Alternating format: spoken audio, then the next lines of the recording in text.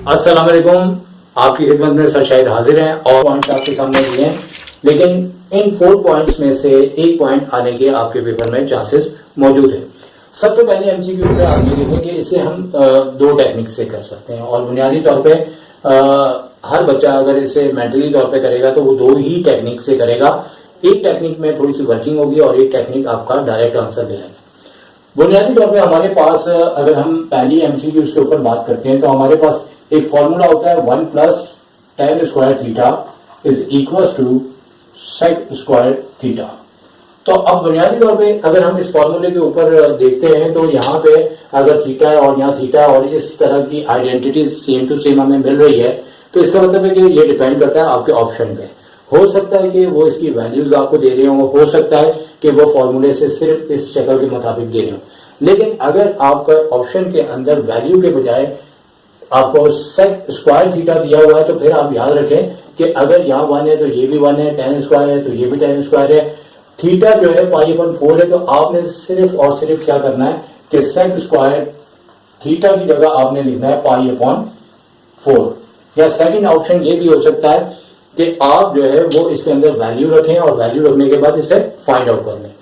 ये डिपेंड करता है कि जब आपके ये एमसीक्यूज में 4 आंसर का कॉन्सेप्ट बना ही इसलिए है कि बहुत सी एमसीक्यूज माजी में ऐसे होती थी जिसके 2 आंसर हो सकते थे। बच्चे फिर कंफ्यूज हुआ करते थे कि मैंने ये लिखा है, दूसरा कहता था मैंने ये लिखा है। तो फिर इन्होंने 4 एमसीक्यूज में ऑप्शन दिए, पहले 3 दिए जाते थे, वहां पे बहुत बच्चे अंदाजन गैस करते थे तो वो करेक्ट भी कराते थे। तो 4 में जरा आप तुक्के नहीं लगा सकते। तो सेकंड ऑप्शन ये है कि आप इसकी वैल्यू रखें और वैल्यू रखेंगे तो आपको पता है कि अगर आप इस तरीके से भी कर रहे हैं तो 1 तो 1 है और tan स्क्वायर है, स्क्वायर ऊपर चले जाएगा। और याद रखें कि π/4 जो है वो 45 डिग्री के बराबर होता है और tan 45 डिग्री जो है हमारे पास 1 के इक्वल होती है और 1 का जब स्क्वायर हो तो 1 + 1 आपका 2 इसका आंसर हो जाएगा। यानी कि 2 ऑप्शन हो सकते हैं, या तो ये देंगे या फिर इसकी जगह 2 देंगे और जैसे भी आपकी एमसीक्यूज के ऑप्शन होंगे उसी के मुताबिक आप इसे सिलेक्ट करेंगे। दोनों तरीकों से आपको आना चाहिए। अब नंबर 2 है तो नंबर 2 के अंदर कोई भी फॉर्मूला नहीं है, डायरेक्ट आपने वैल्यूज रखनी है और वैल्यूज रखने के बाद आपने इसके आंसर्स को बताना है। अब साइन π/4 जो 4 है वो 45 डिग्री के बराबर होता है, जैसे कि हमने ऊपर भी आपको एक्सप्लेन किया। तो अगर हम नंबर 2 सिंप्लीफाई करेंगे तो साइन π/4 का मतलब है साइन 45 डिग्री और 1/√2 के इक्वल होता है। कैलकुलेटर पॉइंट में भी दे देता है आंसर, चाहे तो जिनको तरीका आता है वो यूज भी कर सकते हैं। फिर कॉस जो है वो आपको π/4 यानी वही 45 डिग्री दी है, तो याद रखें कि दोनों की वैल्यू 1/√2 होती है। और tan 45 डिग्री हम ऊपर भी कर चुके हैं, यहाँ पे भी हमने लिखा है, वो उसकी वैल्यू हमेशा 1 होती है और यहाँ पे स्क्वायर कहीं पे भी नहीं है। तो अब यहाँ पे ये दोनों मल्टीप्लाई हो रहे हैं, 1 × 1 और √2 आपके पास 2 हो जाएगा।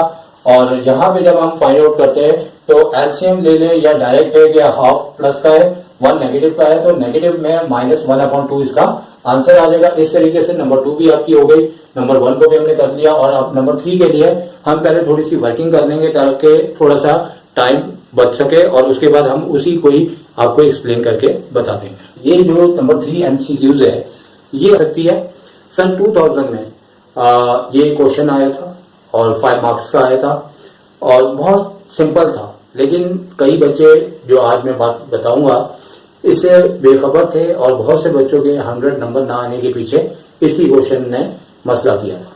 तो सबसे पहले क्वेश्चन पढ़ लेते हैं। नंबर 3 में इसमें लिखा है if R 13 centimetre central angle is measure of 45 degree then arc of length is dash, is नहीं लिखा हुआ लेकिन डैश आगे लिखा हुआ है। अब ये हमारे पास आर्क ऑफ लेंथ वाला फॉर्मूला वो होता है S = r θ। अब इसमें याद रखें कि जब भी डिग्री दी जाती है ना तो वो फंक्शन होते हैं sine theta, cos theta, tan, cot sec और cosec। ये डिग्री की डिमांड करता है, जबकि हमारे पास अगर आपको S = r θ दिया जाए तो इसमें थीटा हमेशा हम रेडियन के अंदर रखते हैं क्योंकि आर्क ऑफ लेंथ का मतलब है S, r रेडियस है जो कि 13 सेंटीमीटर दिया हुआ है और हमारे पास 41 जो डिग्री है उसे रेडियन में चेंज करने का तरीकाकार π/180 डिग्री से हम मल्टीप्लाई करेंगे तो हमारे पास कटिंग होने के बाद कैलकुलेटर की बदौलत यानी कि 41 डिग्री को पाई की वैल्यू 3.14 से मल्टीप्लाई करते हैं और फिर 180 डिग्री से इसे डिवाइड करते हैं तो 0.7152 आपके पास आ जाएगी। फिर इन दोनों को मल्टीप्लाई करने के बाद 9.29 सेंटीमीटर आई और राउंड ऑफ करके 9.3 सेंटीमीटर आपके पास आंसर आ जाएगा। तो नंबर 3 का आंसर इस तरीके से आएगा। तो नंबर 4 के अंदर हमें ये आपको 4 जो एमसीक्यूज दिए है, ये कभी कभार एमसीक्यूज में और कभी कभार क्वेश्चन करके आपको दे दिया जाता है। और 24 डिग्री 30 मिनट और 30 सेकंड्स को हम किस तरह से फाइंड आउट करेंगे, और अगर हम इसकी वर्किंग करें तो कैसे करेंगे कि 24 पे डिग्री लगा देंगे और मिनट को भी अगर हम सेकंड में ला रहे हैं तो 30 के ऊपर डिग्री डाल के 60 हम डिवाइड कर देंगे और सेकंड को पहले मिनट में फिर डिग्री में लाने के लिए 2 बार 60 से, यानी 60 से अगर 30 को डिवाइड करते हैं तो वो मिनट में आएगा और फिर मजीद 60 से करते हैं तो वो डिग्री के अंदर आएगा। अब जैसे यहाँ पे ये 1 ये 2 और 22 था 120 और फिर ये 1 और नीचे 2 31 था 32 था, और एलसीएम लेने के बाद आप कैलकुलेटर से जब फाइंड आउट करेंगे तो ये चीज आपकी फाइंड आउट हो जाएगी। और पूरा फाइंड आउट करने के बाद ये टोटल डिग्री के अंदर इसका आंसर आ रहा है 24.51 डिग्री। और ये कैलकुलेशन है और आप चाहें तो कैलकुलेटर से डायरेक्ट भी कर सकते हैं। तो डायरेक्ट करेंगे तो आपको तरीका का ये होगा कि सबसे पहले आपने 24 फिर उसके बाद 1 टाइम इसे प्रेस करेंगे तो डिग्री आ जाएगी। फिर हमने 30 लिखना है यहाँ पे, 30 के बाद फिर हम इसे प्रेस करेंगे तो मिनट आ जाएगा। फिर हमने 30 लिखना है तो फिर इसे तीसरी बार प्रेस करेंगे तो लिखता वो डिग्री है लेकिन ये सेकंड को रिप्रेजेंट करता है। अब जब हम इस नंबर को प्रेस करेंगे फिर हमें इक्वल टू को प्रेस करना पड़ेगा, हर कैलकुलेटर का एक सिस्टम होता है। फिर इस डिग्री को प्रेस करेंगे तो हमारे पास ये दे रहा है 24.50 राउंड ऑफ करके 51 हो जाएगा। इस तरीके से हमारा ये आंसर मालूम हो जाएगा। और ये हमारी 4 की 4 एमसीक्यूज हमने आपको बड़ी डिटेल से समझा दी। उम्मीद है कि आपको समझ आई होगी। तो सर शायद को इजाजत दीजिए। टेक केयर, अल्लाह हाफिज।